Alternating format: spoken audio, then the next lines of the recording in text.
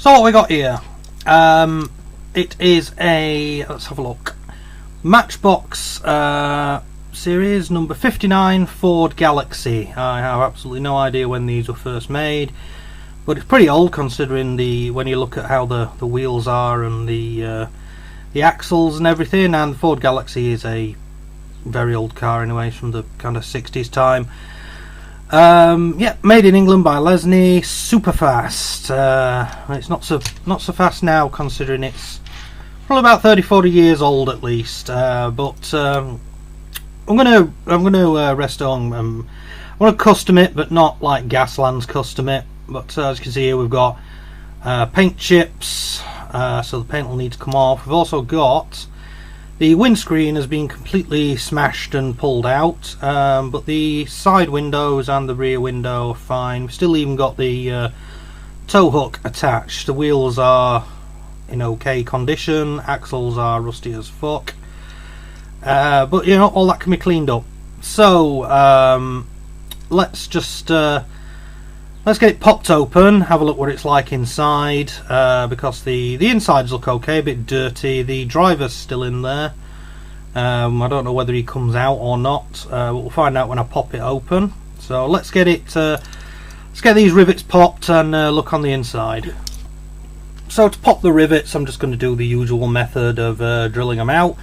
This is just a set of titanium coated drill bits I got from Home Bargains, I think $2.99. Spot on, goes down 1.5mm, smallest, 6.5mm being the biggest. Not had them fail, although I have had a couple of sets of these, and this little one, well, these two, the 1.5 and the 2mm, tend to snap if you get a little bit over enthusiastic with them. So I tend not to use these much, or if I do, I like to use them using a hand, you know, turning them in by hand instead of with a drill. But we can see from the rivets, we're talking, I want to use 4mm because it's just slightly bigger than rivets, so it'll take that mushroom off no problem. So out it pops, and we'll get the drill. Here's the drill, cordless drill. Should be powerful enough. Oh, as you can see there, the drill bit's a little bit bent. I haven't noticed that before.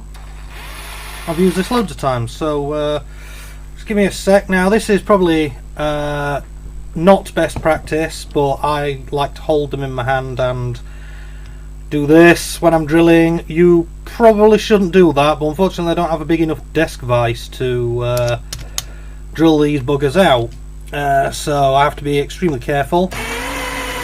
But here we go, just drilling them in, drilling it in.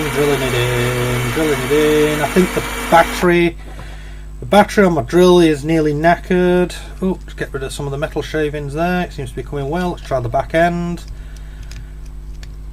Like I say, do not do this at home, or you can do, but it's entirely at your own risk. I accept no responsibility for any injuries that you may get while doing this, but yeah, the battery is really knackered on this one. But let's see if it's just had enough juice in it to help me pop this fucker open. Can't do it. Oh, hang on, front end's coming. Front end. If the front end comes, then the back end will pop out. There we go. And let's have a look. Yep, inside the springy chassis. Ugh. Hair from someone's carpet from God knows how many years ago. The springy plastic chassis bit is fine, no cracks or damage to that. The front axle is in fact bent, so I'll have to straighten that out. Inside we've got the interior there. Yeah, that's just grotty. It's got some fluff in it. Oh yeah, there's a driver. Does he come out? No, he's actually moulded into the, he's wobbly, but he's moulded in. It's basically one air. Yeah, when it comes out the mould, when they've made this, yeah, when it comes out of the mould, it's like this. Then you fold the driver down, fold the steering wheel down, that holds him in place. It's quite clever, that.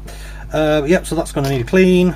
The glass, yeah, I can make a new windscreen, no problem, and I'll probably be able to find a way of attaching it to this as well, so I don't have to junk the lot. Because I don't want to have to junk the lot, because this side side and rear glass is perfectly fine. It just needs a clean.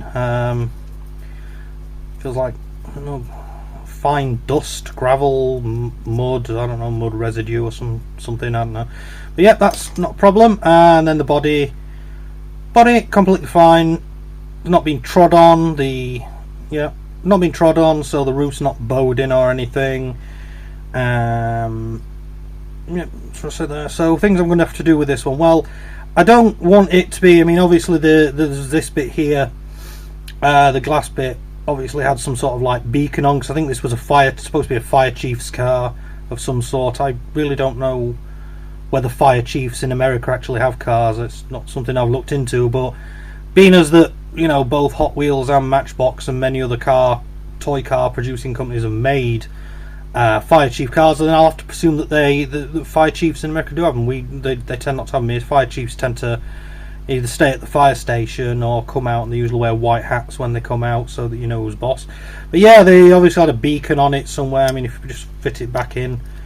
Yeah, I think what's happened is that some child, I think it was a separate beacon. Yeah, it probably was a separate beacon. I mean, it's a Matchbox, because you can see like a little slot thing there for it to fit into. Child has gone like this on the beacon one too many times, and it's pushed through, cracked that, the beacons fell out, and the damage has made the windscreen fall out. Meh. Stupid children. Toys are too good for children, I tell you. Yeah, so I'm going to drop this in the pot of gunky jizz.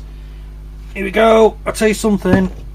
If I think I'd be seeing a doctor if mine looked like that. You see this horrible purple. So I've got some other stuff in there already stripping. We'll just drop that in and leave it for some time. Weird thing, even though I'm using this proper hardcore, you know, gel paint strip, I'll just give it a little shake for good luck. But even though I'm using this, I have noticed that some paint comes off like within minutes. Some of it really doesn't want to come off, and it's like if this doesn't work, I try a nail polish remover. If that doesn't work, I try the wire brush. And trust me, if I get to the point where I have to use a wire brush to strip paint off, that means that it really doesn't want to come off. I really don't like using the wire brush, and you know, I'll sometimes even use a screwdriver as well to scrape paint off. But yeah, so it's in there. It's going to have a soak for a bit, and then we'll come back later and see how we're getting on. Eventually. Done. Right. Only took. Well, I left it in the goo for a couple of hours. Got on with other things. But yeah, the paint on this one just came off. It only needed taking out of the goo and a little bit of persuasion with a toothbrush and some hot soapy water. And see, I mean, there's not all of it's come off. There's still little bits here. I mean, well, I don't even know why I'm holding it up this close, because you can't see it. Because the focal distance on this camera is about 18 inches, so you can see it fine when it's here. When it's here, look at that lovely blur. Yeah. So, anyways, yeah. So, all nice and clear. You can see the body's a bit discoloured, oxidation and all that, but that doesn't really matter because I'm not going to be using translucent paint. I'm just going to be giving it a nice solid coat of something. But the main things I need to address first is I want to get rid of this hole in the roof, which is where the fire chief's beacon would have gone. So I'll need to fill that in and then grind off, because there is like a lip. Well, you may be able to see it at this distance. Oh yeah, you can. I can see it in my little viewfinder here, so I'm sure you can. But yeah, there's a little lip around here, so I'm going to have to grind that down, then get some milliput and fill the hole in and let that dry. File it down. The other things I want to do as well is get rid of the sticky downy mark things that are moulded into the metal. There's one on the bonnet here. Then there's two small ones on each door. There's the one on the boot as well. No, there's not one on the boot. There's one on the bonnet, two on each door. Basically, that's where when they were making these in the factory way back in the 60s or whenever this car was made, probably the 60s by the look of it. That's where the people who were putting the cars together would stick the stickers, and they basically have to line the edges of the stickers up with the lines and then stick them down, and that's the that was that. That was a job done. Can you imagine doing that all day for a living? God, I bet that was really boring. But yeah, so I just need to get the scalpel. I can't use a screwdriver to get these bits of paint out. Just get the scalpel, get these little odd bits of paint out that are still stuck in some of the nooks and crannies there, and then I'll get the old knot Dremel out and get rid of these marks, and then we can start painting. I haven't decided yet what colour it's going, but I do know it won't be a translucent colour because I don't have any, and I don't have an airbrush either because A, I don't have the space to use an airbrush, and B, I just can't afford one. So hey, look, I'm using a camera that's got a focal distance of 18 inches, you know, so I can't show you any close-ups like this. So do you think I can really afford an airbrush? Yeah. Right, let's get going. Right, first job, get this nubbin off the top. I'm using my knot Dremel that I bought from the range. Was it Amtech 130 watt rotary drill, and I'm using probably unwisely, but I know what I'm doing. A cutting stroke grinding disc. Basically the idea is just to go across here with it and flatten this off, and then do the same with the little marks on the, you know, the sticker indexing marks. I haven't took the bits of paint off yet, but yeah. Right, so here we go. It's going to get noisy. Start up. Time out. Got it off. Yeah. Oh, right. Let's do those side bits. Okay, that's those off. I'm gonna have to sand it up a bit now, just to you know, even it out where I've got like gouges and stuff in it. But yeah, what I'm gonna do now, well, what I'm gonna do as well, because this might help it as well a little bit. Pop the cutting disc off. I think that cutting disc, well, grinding disc, not particularly a cutting disc, but done that, and pop this brass brush on and give it a bit of a tidy up. Start up. Time out. Yeah, it's not bad. Oh, shiny. Yeah, it's I'll just off the oxidation that's on the top layer. Looks pretty nice. That's sort of a dull metal grey. I could probably shine it up to a mirror finish if I wanted, but like I say, I'm not using the not using translucent paints. I'm not into the whole Spectra Flame thing. Now covered in little pieces of brass wire that have flown off the brush, which is always great. I'll have to make sure I clean them up, because, important safety tip, when those things fly off, they tend to get stuck in things, and you know, when you've got the brush like this, you know, they fly off quite fast, and if you get one in the eye, you've lost an eye. So you should always wear eye protection when you're using one of these brushes. I wasn't then, because I'm an idiot. Yeah, but also when you get them all over the place like this, and bits of fine metal dust and stuff like that, make sure you clean it up straight away, because if you don't, you can end up getting it stuck in your hands and your feet. Even weeks later, you know, you can just put your hand down on the table and bam, you've got a piece of wire stuck in your hand, and it don't half hurt. So yeah, so now I've polished that one off. I'm going to get a little bit of sandpaper out, take out these gouges that I've made in the bonnet from taking off the sticker things, clean that up a little bit, and then clean up the doors, and then we're going to be ready for painting, basically. Nice. This is turning out a lot quicker than I thought it would. Several days later. Possibly a camera angle change, I don't know. I'm just balancing my 10-year-old 1080p pocket cam on the edge of my desk here, while trying to make as much use of natural light as possible, whilst not having the sun shining into the lens and you know, knackering it up.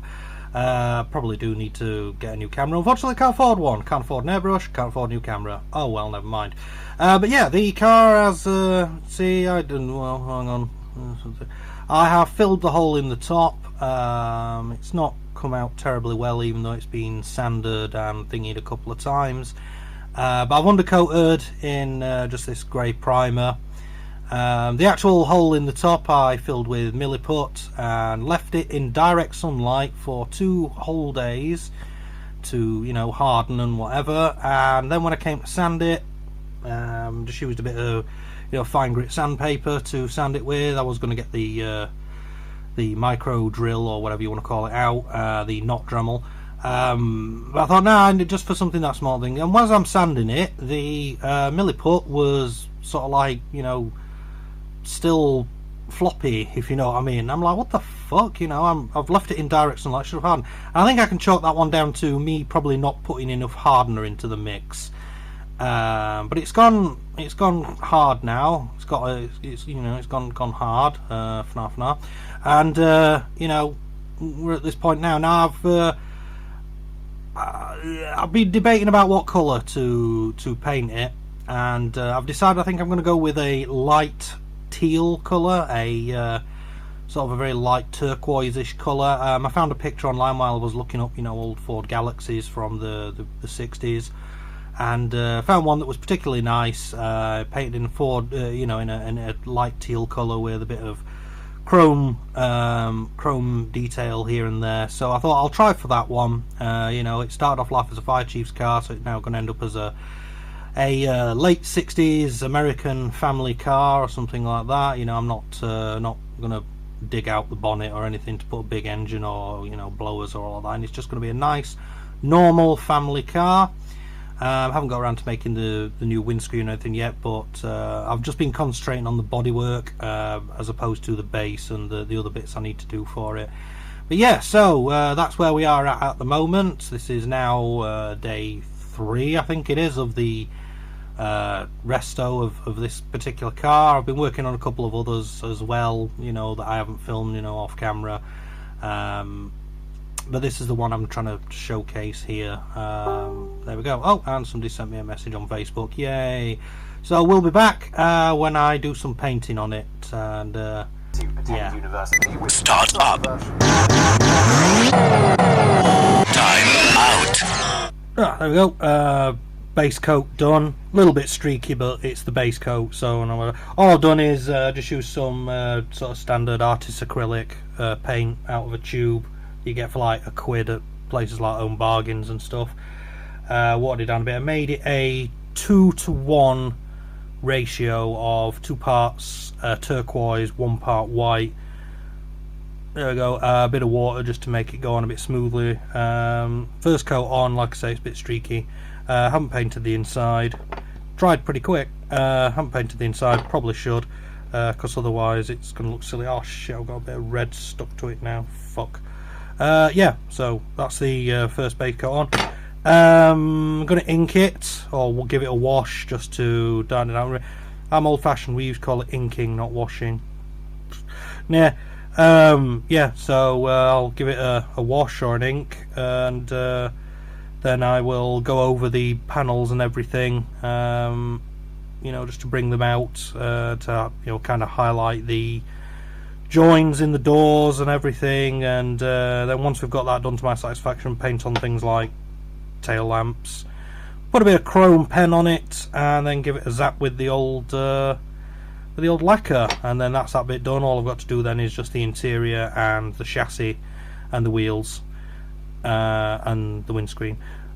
I think that's it. Yeah. Anyways, I will come back to you once I've done all the painting and got the lacquer on and done the other bits, and then hopefully we'll be there for a reassembly. Hopefully. I do hope nothing goes wrong. 3 hours later. Okay, so here we are with the finished painted bits. You know, we've all had varnish, apart from the base, which generally doesn't need varnish or lacquer. I actually use proper car lacquer. Gives it a nice shine on it. But we've just got the interior, which, you know, I'm having to hold at this distance so you can't see very well. Giving the driver a nice blue suit, giving him a paint job, just give the interior a bit of a brown wash to making that sort of like light tan colour that used to be quite popular amongst car interior designers, you know, during the kind of, you know, 50s, 60s, 70s period. That went together nice, no problems. Like I said, just needed a clean, give it a clean, give it a wash, painted the guy, painted the steering wheel black, put a little bit of silver detailing on there as well. The base, I was originally going to polish it up to a, you know, a shine with the wire wheel, but unfortunately there was so much wrong with the, you know, so much corrosion stuff wrong with the casting. I just had to go with the spray, which is unfortunate. But yeah, I just sprayed the base black. I've put chrome hubcaps on. I really wanted to put on a set of replacement wheels. I've got some green lights. Wanted to put like on some bit more, you know, kind of you know, grunty hubcaps or wheels. Unfortunately, this is a weird one to describe. The space with the wheel wells, you can see on here, the rear wheels were fine. The front wheel wells, though, were just too narrow for the you know, the rubber tired real riders to go in. I thought about cutting down the you know, the body and everything like that, but that will be just a lot of mucking about. The original reels aren't that bad. I've given them a touch up, you know, given them a gloss sheen and then a wash over the top. That's fine. Chromed out the well, chromed and inked the front grille, so you've got the lights on there. I doubt you can see them very well against the white background. Yeah, I've chromed out the thing there, chromed up the bumpers, left the grille a little bit dark because obviously when you drive in, you know, you pick up a lot of crap in there, and it just helps add a bit of definition. Rear bumper chromed, inked, well, silver paint, inked, chrome paint over the top, make it a bit more shiny, and then like I said, I put the, you know, silver detail on the hubcaps. The main body, just did the thing there, the teal colour, like I said, or the turquoisey teal colour, I don't know. A bit of chrome detailing down the sides, you know, chrome stripe, bit of body work, and the door handles.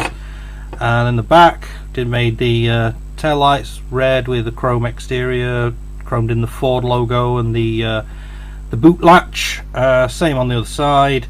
Nothing to chrome at the front. There was nothing there to chrome. I did make a new windscreen. I don't know whether you could see it.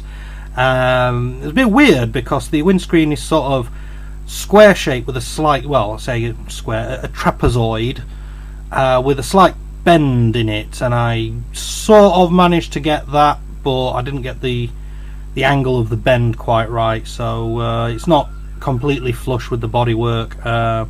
It is enough though, you know, there, and then just the interior is just, yeah, don't need the interior doing much. So let's do an assembly. We'll assemble this together. So first off, we'll just flip the body upside down, and we shall put our little guy in here, line it up with the things. There we go. I haven't cut the tail hitch off because you know, maybe old Bobby here, you know, he's wearing his nice blue suit, so you know, he's off to work for somewhere like, you know, IBM or something like that, and you know, occasionally you may want to take a caravan out and go, you know, camping and fishing, you know, stuff like that, you know, get away from the missus. There we are. So, and on goes the bottom, and that really nicely clicks into place, and then we'll just give it a dab of the old super glue if I can find it. There we go. Just cheap ass super glue from Poundland. It's all that's required. You know, a lot of people do the, you know, oh, you know, expensive super glue, but at the end of the day, it's all pretty much the same. You tap it on, and hopefully, you know, the fumes don't get attached to your hands and end up gluing your fingers together, or even worse, you get a tiny little bit on your finger and then just sort of like touch part of the bodywork, and your finger attaches to the bodywork, and then when you pull it away, you rip away a massive part of the paint job that you've just done. Speaking from experience there. So yeah, there we go, body on, and we have you know, Bobby there in his nice suit on his way to work for IBM or something like that. I would say the local council, but I don't think we ever got Ford Galaxies in this country. But yeah, he's just on his way to work for IBM. You know, IBM, happy men, servants of TJ. They like to sell their products every single day, and you know, that's why they're all gay. That's a good reference, that. Look it up. So yeah, there we go. A nice Resto stroke custom done. Started off as a fire chief's car. It was a bit beat up and nasty. Now it's a lovely little family car. You know, family car, bit of grunt behind it. It's Ford Galaxie, and like most American cars of the time, it is quite long because they didn't really have to worry too much about petrol shortages until the 70s, when everything went pear-shaped and cars started getting smaller and much more fuel efficient. So yeah, that's I've done custom videos for Gasland stuff before on this channel, and this is my first sort of Resto thing. It's I don't have a turntable, and even if I did, you would probably only see it at this distance anyway, because the focal distance of my camera is crap. I will take some closer up photos and attach them to the end of the video somewhere around about here.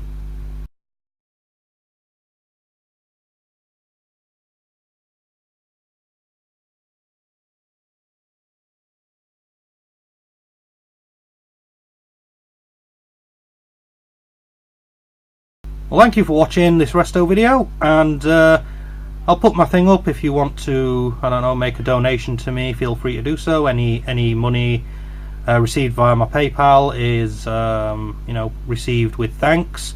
If you don't want to donate, that's fine. It's up to you whether you do or not, but please feel free to leave likes, comments and all that good stuff.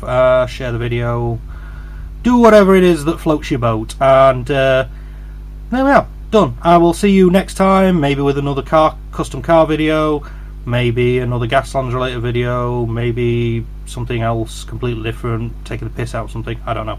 But anyways, thanks for watching, and I will see you all later.